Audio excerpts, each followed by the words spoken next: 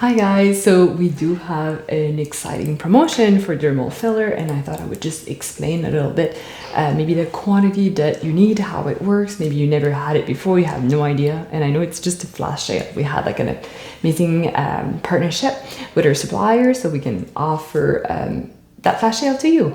So quickly in a resume, how dermal filler work, they actually restore volume loss in your face. And a lot of people are a little bit nervous, so that dermal filler will, maybe you've seen in the past, it don't look good, doesn't look natural. But if you use your dermal filler to restore the volume that you used to have, technically we're just bringing the face that you used to have back. So they're not there. The right way of doing it, you will not look any different.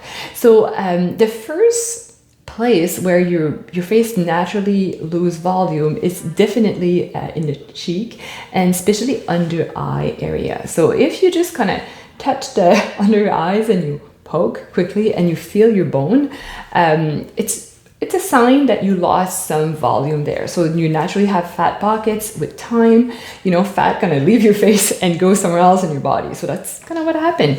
So the best way to use dermal filler is to first start restoring the structure of your face. So by just putting a filler under your eyes, but a filler that's not necessarily right under your eyes, but just at the surface of your cheek there, will really structure your cheeks and will really help. So it's almost like you take your skin, you're just gonna push up a little bit, and if you feel that, oh yeah, my under eyes look better when I just lightly touch, that's a sign that a little bit of dermal filler can actually help your under eyes.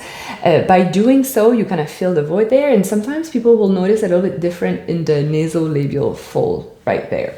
So in this area, we like to start slow. So for most people, like half a syringe on each side is plenty, depending on your age, right? So we'd start with the fillers in this area, and the product that we use, it's firm, but at the same time, it's firm, but not too firm. So there's different type of fillers, right? Some have more volume, so some have more plumb volume, but yeah, that one's a structural one, but not too hard. So that would be kind of like the first one I like to, suggest. Then let's say that we kind of fill your under eyes, things are good, and then maybe your nasolabial fold is bothering you here. So we kind of usually we start here because that's the first one that kind of go with age. Then we can lift a little bit this side. See, just by me lifting this part, you can see that the line that I here is not showing as much.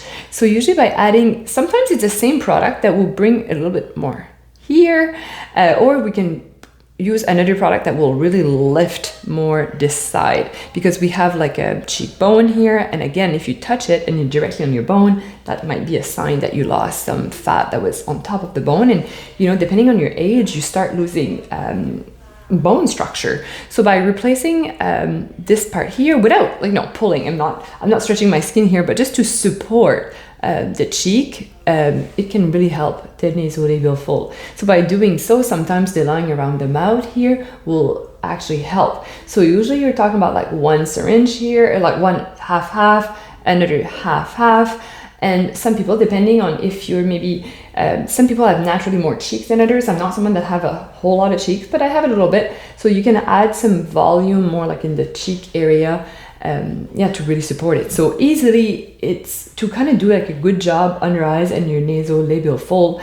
Often we do recommend, depending on your age though, like 3 syringes. So right there. So we can start, usually we do a good job with 2 to kind of structure everything, and then you come back and we can lift things a little bit more. I found if you're wondering how many syringes that you need, I found like 1 per 10 years of age is a good starting point. So let's say I'm 36, meaning that, for me, probably 3 syringes, maybe 4 could be like a good starting point. Into your 50s, you never had fillers before, it kind of goes that way. So that's kind of how you do this part. Around the mouth is really popular also, because with time we lose some plump inner lips. Not necessarily that you want to look like Kim Kardashian, but just to maybe have more definition. And I got my lips done not too long ago, and I still have, I think, like small lips, and it's just not my style to have the big lips, but I do like to have some kind of definition. Though if I decide to put a lip gloss or something, I like to see the definition between my lip and my skin. I find it easier to use. Also, I found that when I use dermal filler in my lips are not as dry as much, and I just like the structure in general. Open my mouth. I have like a really thin upper lip. It just kind of open things, without giving me too much plump. But some people like a lot of plump, so everybody's different. But an example for me, I'll post my before and after below. I'll try to do that so you can see that was one syringe. So you can see that from the under eye, the lip, the cheek. It can be another syringe for your lip. Again, some people will just do half a syringe. Depending, but most people will get like one syringe in their lip. So that's kind of like, I would say what we do the most for dermal fillers. Then the other thing that we can do with dermal fillers, also more face contouring.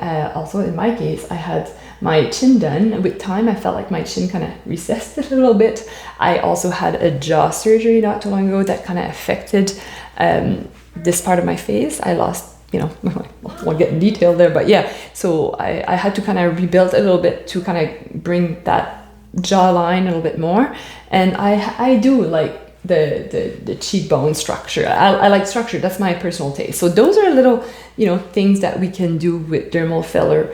In terms of structure. Some people will do a little bit of their nose. There's other area. If you never had fillers and maybe you're more in your 60s, you may require more syringes. So that's kind of how it works. So most people start, I think a good starting point is 3 syringes, and then from there you can add depending on what you like. So in terms of maintenance, so what happens? So it's different than Botox or Dysport, where we kind of build what you like and then you need to maintain it. So you don't need to redo all those syringes every 4 to 6 months. Usually people will still come every 6 months though, and we'll just kind of top it off because dermal filler have a half-life, meaning that they don't just disappear one morning.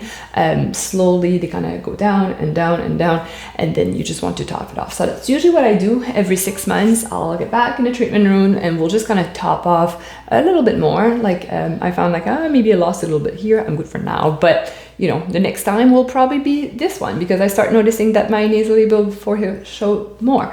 So that's kind of how it works. So usually I would say that budget, that initial kind of treatment that we do, and then budget about like a syringe or 2 every year just to maintain your results. And I think that's the best solution instead of just waiting until everything is gone versus adding. So that's my suggestion. And products like, let's say, Lift actually last long, can stay in your skin for like a year and a half, depending on your body, your health, your age, and all that.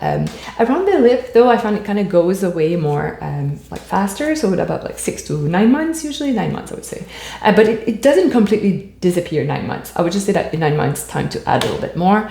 The firmer, the deeper the product, it lasts longer. But yeah, so that's kind of like overall how dermal filler works. I hope it helps understand a little bit better. If you have any question, feel free to reach out and have a beautiful day. Bye-bye.